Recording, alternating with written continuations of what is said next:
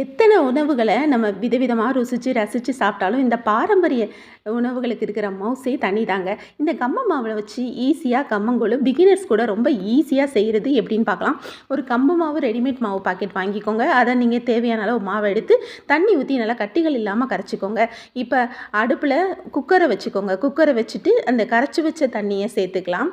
சேர்த்துட்டு நல்லா கட்டிகள் இல்லாம கலந்து குடுங்க. நீங்க கையில கரைச்சாலும் கூட குக்கர்ல ஊத்துனோனே இந்த ஹீட் பட்ட உடனே கட்டிப்படும். அதனால நல்லா கரண்டி வச்சு கிண்டி கொடுத்துக்கிட்டே இருங்க. அப்பப்போ கிளறி கொடுத்துக்கிட்டே இருங்க. ஒரு கொதி வர வரைக்கும் வெயிட் பண்ணலாம்.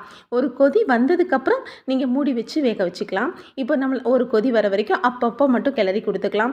இந்த மாதிரி ஒரு கொதி வந்ததுக்கப்புறம் குக்கரை மூடி ஒரே ஒரு விசில் மட்டும் வச்சு எடுத்துக்கோங்க. பிகினர்ஸ் கூட ரொம்ப ஈஸியாக செய்யலாம். செஞ்சு பார்த்துட்டு எப்படி இருக்குன்னு கமெண்ட் பண்ணுங்கள்.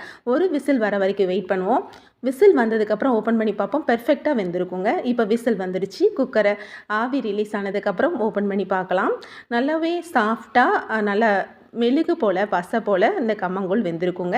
இப்போ இந்த கம்பங்கூழை நம்ம தேவையான அளவு உப்பு, தயிர், அதாவது மோர் எல்லாமே நம்ம தேவைக்கேற்ப சேர்த்துக்கலாம். முதல்லே உப்பு போடுறத விட லாஸ்ட்டு நம்ம டேஸ்ட்டுக்கு தகுந்த மாதிரி உப்பு போடும் பொழுது நல்லாவே டேஸ்ட்டாக இருக்கும். இப்போ தேவையான அளவு உப்பு, தயிர், நறுக்கின சின்ன வெங்காயம் சேர்த்துக்கலாம். இதே அளவுகளோட இந்த கூழை செஞ்சு பார்த்துட்டு எப்படி இருக்குன்னு கமெண்ட் பண்ணுங்கள். ரொம்ப ஈஸியாக அண்ட் டேஸ்டியாக அண்ட் ஹெல்த்தியான லைஃப் ஸ்டைலில் நம்மளும் மாறலாம், நம்ம பசங்களையும் மாற வைக்கலாம்.